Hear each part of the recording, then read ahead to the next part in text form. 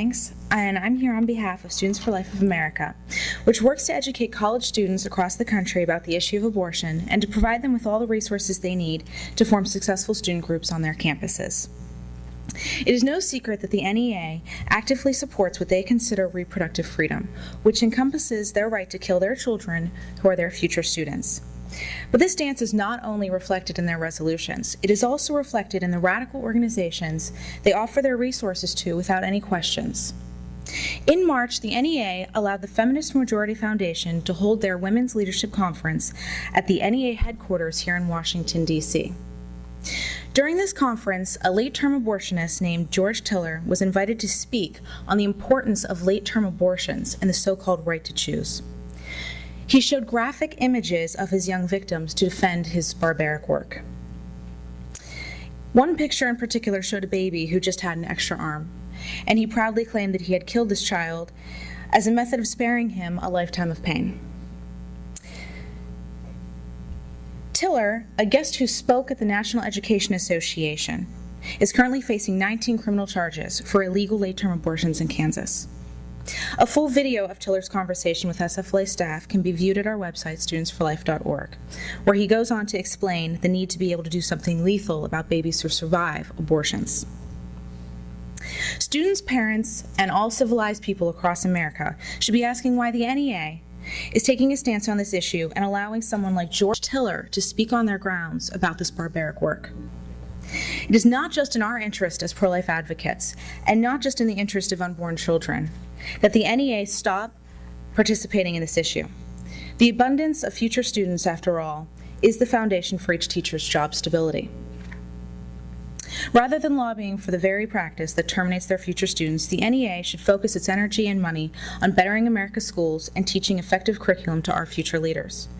According to the NEA, educators are, quote, people who care deeply that every child and young person has the opportunity to achieve his or her potential. On behalf of our generation, we call on the NEA to focus on that worthy value, caring about every young child's potential, and to leave the politics of death out of your agenda. Thank you. Hello, my name is Jim Sedlak, and I'm Vice President of American Life League. And as an organization, we put a lot of emphasis on fighting against Planned Parenthood, who is the largest provider of abortion in the United States, running an abortion chain of over 287 facilities. I'm here today speaking out against the leadership of the National Education Association and their collaboration with Planned Parenthood, which goes far beyond anything that you would expect from a respectable education association. The NEA has a long, sordid history of collaborating with Planned Parenthood to promote permissive sex education in the schools and abortion as an acceptable solution for teen pregnancy. Planned Parenthood, as we said, runs the largest abortion chain in the nation. The following facts illustrate some of the connections between the NEA and Planned Parenthood.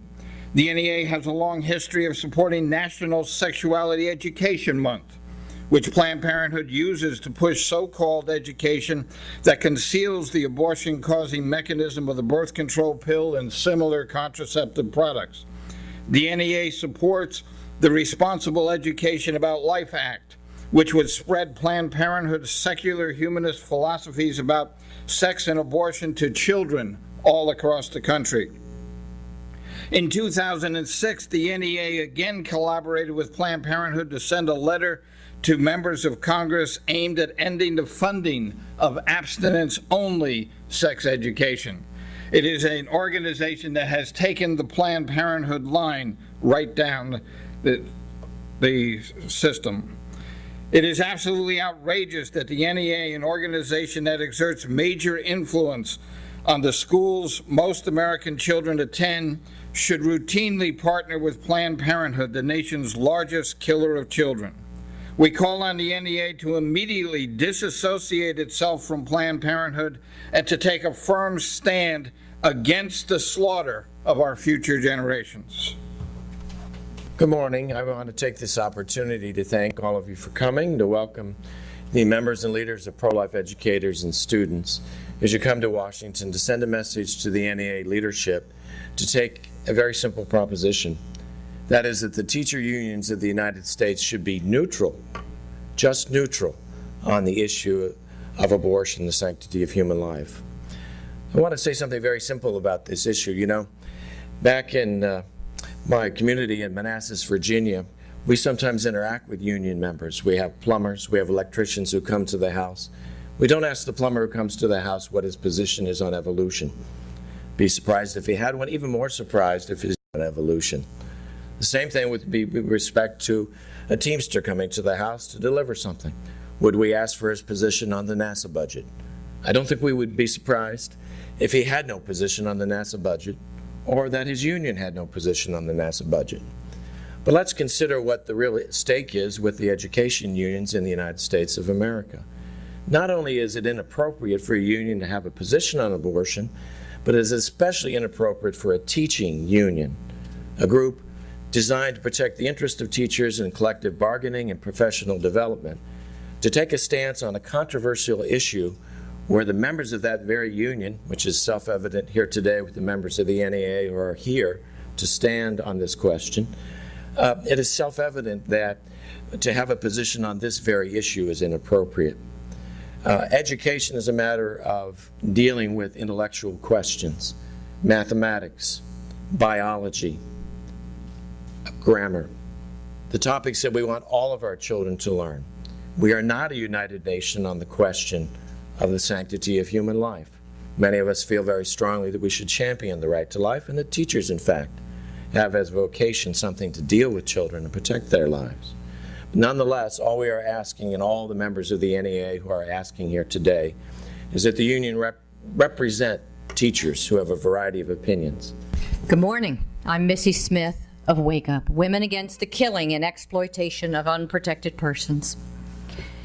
The NEA's leadership should not be collaborating with pro-abortion organizations such as Planned Parenthood, NARAL, and definitely not sponsoring the infanticide candidate Obama, who is not a fitting example of good leadership for our children.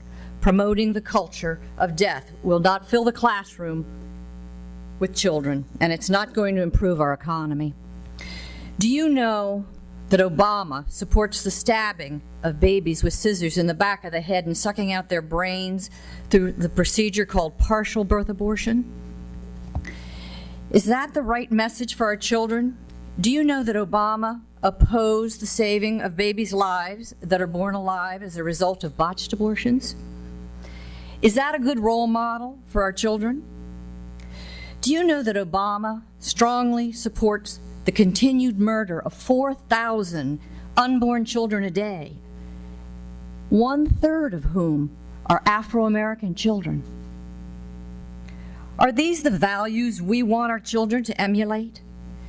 Do you know that Obama's best friend is Revco, is an indicted criminal? Do you know his good friends, Bill Ayers and his wife Bernadette, stated in 2001 publicly they regretted not doing more despite having bombed 25 government buildings?